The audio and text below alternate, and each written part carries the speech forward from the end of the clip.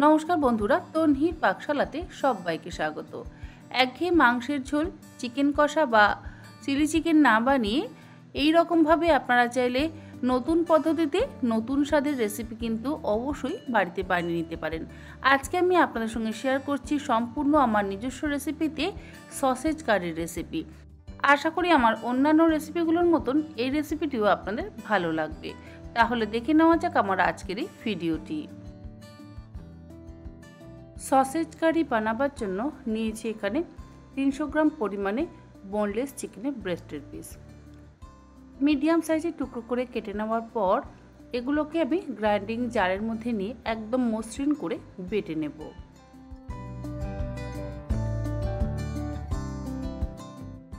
মাংসের টুকরোগুলো বেটে নেওয়া হয়ে যাওয়ার পর একটা আলাদা পাত্রের মধ্যে ঢেলে নিচ্ছি।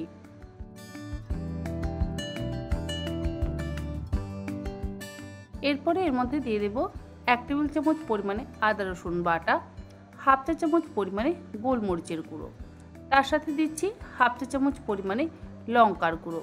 এখানে কিন্তু নর্মাল লঙ্কার গুঁড়োর ব্যবহার করেছি। আর দিচ্ছি 1/4 চা চামচ পরিমাণে শাহি গরম মশলার গুঁড়ো, স্বাদ অনুসারে দিয়ে দিলাম লবণ, 1 টেবিল চামচ পরিমাণে দিয়ে দিলাম সাদা তেল, দিচ্ছি একটা ডিম, আর দিলাম একটা মিডিয়াম সাইজের মিহি করে কুচিয়ে নেওয়া পেঁয়াজ। এবারে সমস্ত কিছু একসাথে ভালো করে মেখে নেব। ডিম দিলে বাইন্ডিংটা খুব ভালো হয়, তবে অনেকে ডিম খান না বা ডিম দিতে চান না, সেক্ষেত্রে ডিমের বদলে অল্প একটু কর্নফ্লাওয়ারেরও অবশ্যই ব্যবহার করতে পারেন। সমস্ত কিছু দিয়ে মাংস বাটাটাকে ভালো করে মেখে নেওয়া হয়ে গেছে। নিয়েছি এখানে কয়েকটা আইসক্রিম স্টিক। আইসক্রিম স্টিকগুলোকে আমি একটু জলের দিয়ে ভিজিয়ে নিয়েছি। এরপরে এগুলোকে এই আইসক্রিম স্টিকের গায়ে আটকে দেব, অর্থাৎ আইসক্রিম স্টিকটাকে মাঝখানে রেখে কাবাবের শেপ দিয়ে নেব, মানে লম্বা লম্বা ললিপপ বা কাবাব যেটাই আপনারা বলবেন সেই রকম শেপ আমরা দিয়ে নেব।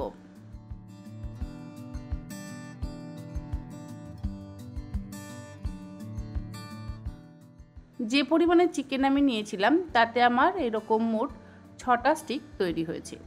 একটা কড়াইয়ের মধ্যে দিয়ে দিলাম 1.5 কাপ পরিমাণে জল। গ্যাসের ফ্লেমটাকে হাইতে করে দিয়ে জলটাকে ভালো করে ফুটতে দেব। জল ফুটে উঠলে গ্যাসের ফ্লেমটাকে লোতে করে দিয়ে চিকেন সমেত আইসক্রিম স্টিকগুলো গরম জলের মধ্যে দিয়ে দিচ্ছি। গ্যাসের ফ্লেমটাকে লোতে রেখে মিনিট 5 ফুটিয়ে নেব। চাইলে আপনারা ঢাকা দিয়ে সেদ্ধ করতে পারেন, তবে আমি ঢাকা দিইনি। ঢাকা ছাড়াই মিনিট 5-6 উল্টে পাল্টে এগুলোকে সেদ্ধ করে নেব। খুব বেশিক্ষণ সময় ধরে কিন্তু সেদ্ধ করবার প্রয়োজন নেই, কারণ পরেও আমরা এটাকে রান্না করব।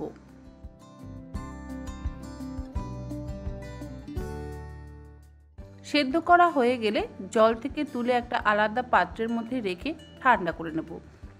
এই জলটা কিন্তু ফেলবো না, এই জলটা আমরা পরবর্তীতে গ্রেভির কাজে ব্যবহার করব।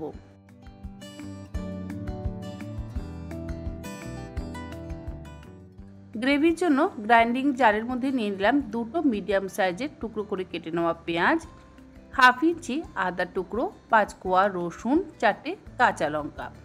সমস্ত কিছু একসাথে একদম মসৃণ করে বেটে নেব।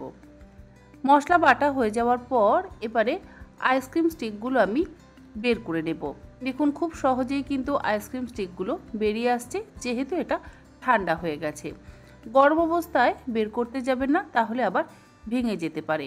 সবকটা আইসক্রিম স্টিক বের করে নিলাম।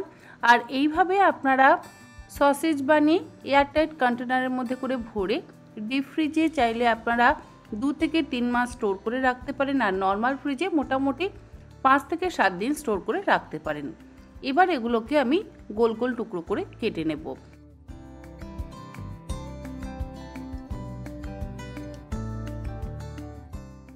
আর এগুলো কিন্তু ভীষণই সফট এবং জুসি হয়। গ্রেভিটা বানাবার জন্য কড়াইতে দিয়ে দিলাম 3 টেবিল চামচ পরিমাণে সরষের তেল। তেলটাকে খুব ভালো করে গরম করে নেওয়ার পর ফোড়ন দিয়ে দিচ্ছি হাফ চা চামচ পরিমাণে গোটা জিরে আর একটা তেজপাতা। 15 থেকে 20 সেকেন্ড ভেজে নেওয়ার পর এর মধ্যে দিয়ে দেব বেটে নেওয়া মশলাটা। গ্যাসের ফ্লেমটাকে মিডিয়ামে করে দিয়ে মশলাটাকে খুব ভালো করে মিনিট 5 সময় ধরে কষিয়ে নেব। এর মধ্যে আমি টমেটোর ব্যবহার করলাম না। আপনাদের যদি ইচ্ছে হয় আপনারা এর মধ্যে টমেটো বাটা অবশ্যই ব্যবহার করতে পারেন।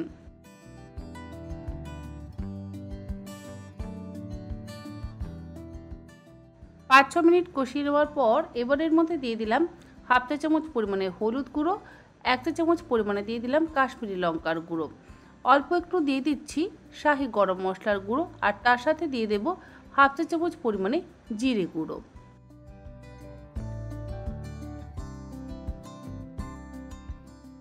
স্বাদ অনুসারে লবণ দিয়ে দিলাম, আর দিয়ে দিলাম 2 হাতা যে চিকেন সেদ্ধর জলটা ছিল সেটা। এবার সমস্ত কিছু একসাথে ভালো করে মিশিয়ে কষিয়ে নেব। গ্যাসের ফ্লেমটাকে মিডিয়ামে রেখে মশলাটাকে খুব ভালো করে কষাতে হবে। ততক্ষণ পর্যন্ত আমাদের কষাতে হবে যতক্ষণ না মশলা থেকে তেল রিলিজ করে।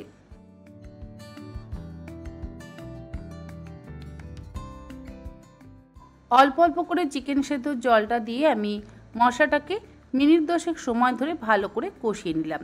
মশলা ভালো করে কষিয়ে নেওয়া হয়ে যাওয়ার পর এর মধ্যে আমি সসেজের টুকরোগুলো দিয়ে দিচ্ছি। সসেজের টুকরোগুলো দিয়ে একসাথে মশলার সাথে ভালো করে কষিয়ে নেব। এই সময় গ্যাসের ফ্লেমটাকে হাইতে করে দিয়েছি।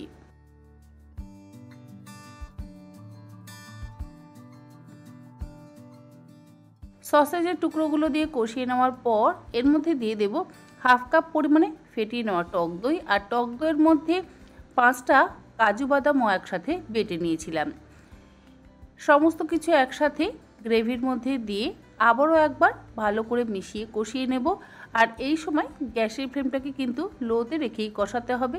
যেহেতু কাজু বাদাম আমরা ব্যবহার করেছি, হাই ফ্লেমে রাখলে কিন্তু লেগে যাওয়ার সম্ভাবনা থাকতে পারে, তাই গ্যাসের ফ্লেমটাকে লোতে করে দিয়ে মশলাটাকে কষিয়ে নিচ্ছি। এরপরে এর মধ্যে দিয়ে দিলাম ওই চিকেন সেদ্ধ জলটা, দিয়ে দিলাম এর মধ্যে 1 চা চামচ পরিমাণে চিনি। যে কোনো রান্নাতে একটু চিনি দিলে স্বাদটা ব্যালেন্স হয়, তবে আপনাদের যদি চিনি দিতে ইচ্ছে না হয় আপনারা চিনিটাকে অ্যাভয়েডও করতে পারেন। এবার এই সমস্ত কিছু দিয়ে গ্যাসের ফ্লেমটাকে লোতে করে দিয়ে মিনিট 3 ভালো করে ফুটিয়ে নেব। 4 মিনিট ফুটিয়ে নেওয়ার পর আমাদের সসেজ কারি কিন্তু একদম তৈরি। সবশেষে এর মধ্যে দিয়ে দিচ্ছি সামান্য পরিমাণে একটু কসুরি মেথির গুঁড়ো। কসুরি মেথিটাকে ড্রাই রোস্ট করে নিয়ে সেই গুঁড়োটা এর মধ্যে দিয়ে দিলাম। আর লবণটা এই পর্যায়ে অবশ্যই একটু চেক করে আপনারা যদি মনে হয় তাহলে একবার দিতে পারেন। আমি যেহেতু রান্নার শুরুতে লবণ ব্যবহার করেছিলাম তাই আর আলাদা করে একদম শেষে লবণের ব্যবহার করলাম না। শেষে দিয়ে দিলাম সামান্য পরিমাণে একটু বাটার আর কুচিয়ে নেওয়া ধনেপাতা। গ্যাসের ফ্লেমটাকে বন্ধ করে দিয়ে এবার এটাকে সার্ভ করব। আশা করি আমার আজকের এই সসেজ কারির রেসিপি আপনাদের ভালো লাগলে আপনারা অবশ্যই এই রকমভাবে একবার অন্তত বাড়িতে বানিয়ে দেখবেন। আমার মনে হয় সকলেরই ভালো লাগবে, বিশেষ করে বাচ্চাদের তো অসম্ভব ভালো লাগবে। আজ তাহলে এই পর্যন্ত, আবার হাজির হয়ে যাব অন্যদিন অন্য কোনো রেসিপি নিয়ে। ভালো থাকবেন, সুস্থ থাকবেন, ধন্যবাদ।